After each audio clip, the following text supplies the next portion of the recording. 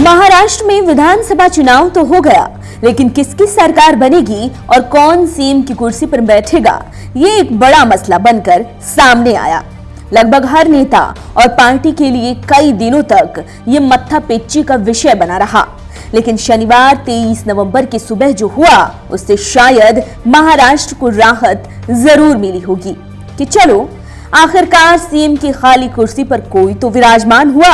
दरअसल सवेरे सवेरे ही बीजेपी नेता देवेंद्र फडणवीस ने महाराष्ट्र के सीएम पद की शपथ ले ली और उनके साथ नेशनलिस्ट कांग्रेस पार्टी यानी एनसीपी नेता अजीत पवार ने डिप्टी सीएम की शपथ ली। राज्य में सरकार तो बन गई, लेकिन कहानी में ट्विस्ट तब आया जब इस सरकार के खिलाफ मामला सुप्रीम कोर्ट में जा पहुंचा और करीब 2 दिन तक सुनवाई चली और बुधवार को शाम 5 बजे तक विधानसभा में फ्लोर टेस्ट का समय तय किया गया।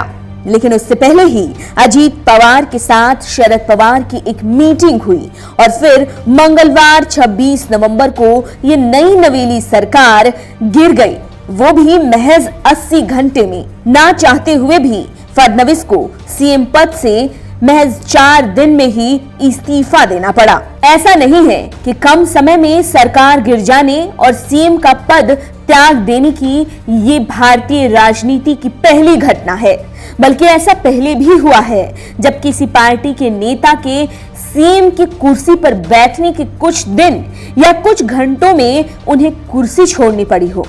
आइए उन कुछ घटनाओं पर गौर कर लेते हैं। साल 2018 में कर्नाटक में विधानसभा चुनाव हुआ और सबसे बड़ी पार्टी बनी बीजेपी के पास स्पष्ट बहुमत नहीं था, लेकिन फिर भी बीजेपी नेता बीएस येदियुरप्पा को राज्यपाल ने सीएम पद की शपथ दिलवाई।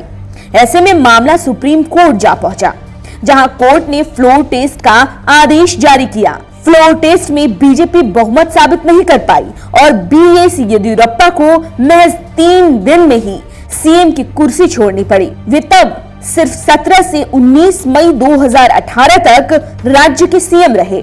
येदियुरप्पा के जीवन में इससे पहले भी ऐसा वक्त आया था जब उन्हें 8 दिन में ही सीएम पद से इस्तीफा देना पड़ा। 12 नवंबर 2007 में भी येदियुरप्पा ने सीएम के पद की शपथ ली और फिर 19 नवंबर 2007 को ही उन्हें इस पद से इस्तीफा देना पड़ा था। साल 1998 था और तब उत्तर प्रदेश में जगदंबिका पाल ने महज 24 घंटे के लिए सीएम की कुर्सी संभाली। हुआ ये कि राज्य के तत्कालीन राज्यपाल रोमेश भंडारी ने सीएम के पद से कल्याण सिंह को बर्खास्त कर दिया और जगदंबिका पाल को शपथ दिलवाई। लेकिन अगले दिन बाजी पलट गई। मामला सुप्रीम कोर्ट जा पहुंचा, जहां फ्लोर टेस्ट का आदेश दिया गया। लेकिन तब लोकतांत्रिक कांग्रेस के जगदंबिका पाल को 196 वोट ही मिले और कल्याण सिंह को 225। ऐसे में जगदंबिका पाल को सीएम की कुर्सी छोड़नी पड़ी थी। बिहार के मौजूदा सीएम भले ही नीतीश कुमार हो, लेकिन उन्हें भी करीब 19 साल पहले सिर्फ 8 दिन में ही सीएम पद को त्यागना पड़ा था।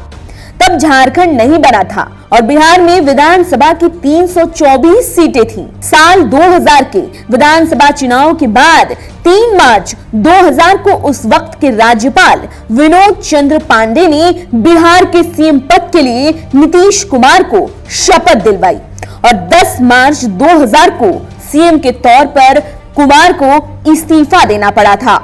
हरियाणा में साल 1990 में सत्ता को लेकर खूब खींचातानी हुई और इंडियन नेशनल लोक दल के नेता ओम प्रकाश चौटाला को 6 दिन में ही सीएम पद को छोड़ना पड़ा था।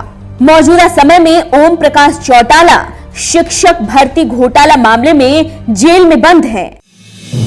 आप देख रहे हैं नेट्रिक न्यूज, साहस सच कहने का।